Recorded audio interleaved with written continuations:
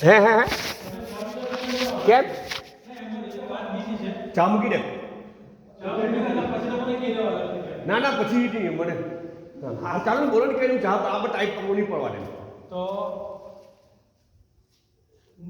ઇકબાલ તગારી એવું કીધું કે ઇકબાલ તગારી આપણા મહારાષ્ટ્રમાં એક જગ્યા પર જમાત પાડ્યા તો એક માણસ આખો કિસ્સો બયાન કર્યો એવું કે રાતના એક જમાત યાને ગે હાજી સાહેબ અમે બી રત્નાગીરીમાં આવતા ત્યારે એક જગ્યા પર અમુક ગયા ને તો એ 25 ફૂટના ડિસ્ટન્સથી રત્નાગીરીનો દરિયો લાગી જાય બરાબર ત્યાં મને હંમેશા એમને કીધું કે રાતના ન નીકળતા જંગલના જાનવરો બી આવે બરાબર ખેર પછી તો હા તો મેં એમ કીધું તો તે ઇકબાલ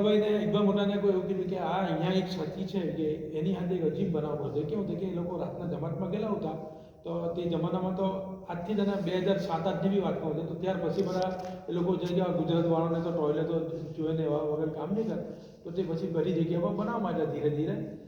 તો તે રાતના કે ભાઈ તમારે વોશરૂમ માટે બિલકુલ રાતના જવાનું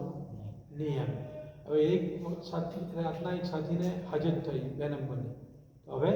તે પેલો સાથીએ વિચાર કર્યો કે હું એટલે અહીંયા અમીર સાહેબને કીધું કે અમીર સાહેબ કે આ રાતના તો બહાર નીકળવાનું આપણે ના કીધેલું છે એવું કે જંગલમાં તું કાં જાય તે કે બિલકુલ રોકાયું છે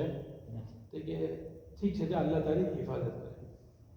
આટલા ખાલી જુમલો અમેની જબાનથી નીકળી ગયો એ માણસ શરૂઆત કરવા બેસી ગયો ને રોડની ઇસ્તેમાલ કરો પણ બેસી ગયો પણ બેસીને પછી ઊભો થયો ને તો એ સાપ પર બેઠેલો હતો બરાબર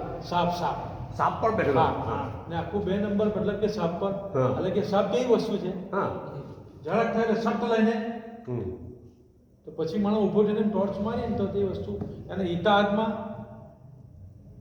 આ માડ્ડો છે પેલા મારા મોહમ્મદ ઉમર સાહેબ